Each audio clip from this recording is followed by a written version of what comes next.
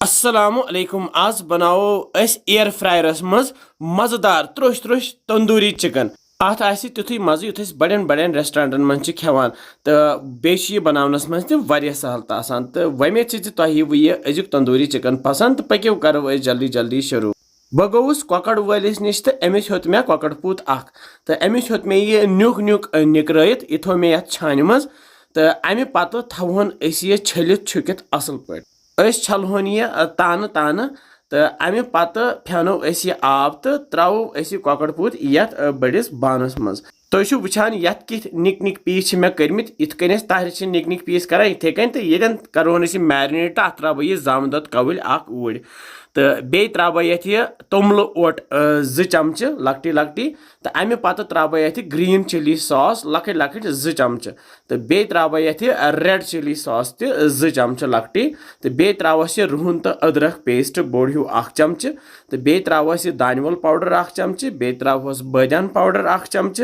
बे त्राव बह ये मर्चवांगन पाउडर चमच ओड़ तो बे त्रावस नून चमच 1 नून कूत खेवान तमे हिसाब त्रो बे मे यह तेल कड़ित थोमुत यह फल तेल यह थो मे ठंड कर तो अमे पत त्रो मे ये कॉकड़स सती यम मे तिलस 3 कंड गरम थमित कर तो अमे पत रलाहोन यह सोरे मसाल तेल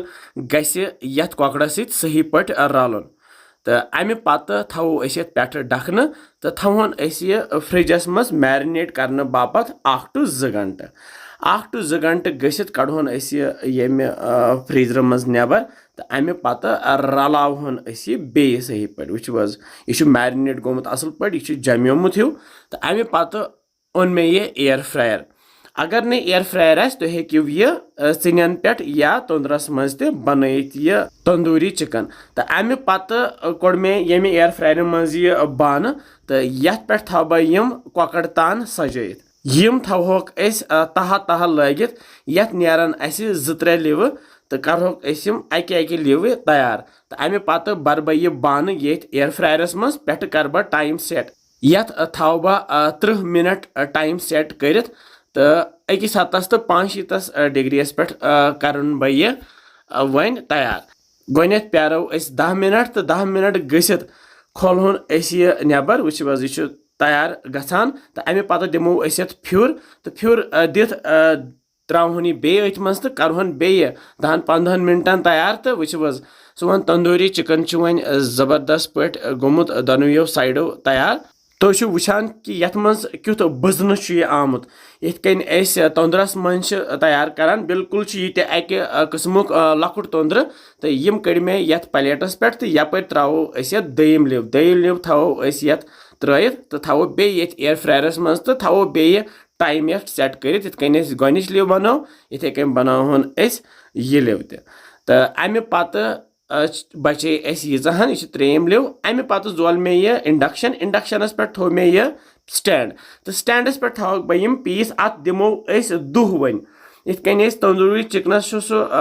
दुह मज आसान इथे कन इथे कन अक तान करहोक तैयार तो थवोक यथ प्लेटस पे वन सजत वुचु यमन तानन क्युत रंग त खोत तो बेश अत सह तंदुर मुशक और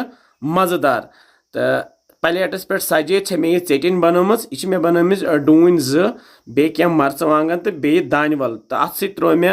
जाम दो तो मिक्सर ग्राइंडरस मज बनो मे अत चटिन तो अथ सी खेमोक वह बहावो तह अंदर तुत मैरिनेट तो बे सनोमुत यह कॉकड़ तो जबरदस्त मज अत तो मे सत शुर तो शुरो तो खो यह मज सान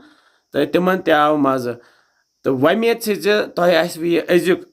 तंदूरी चिकन पसंद आमुत तुह त बनजो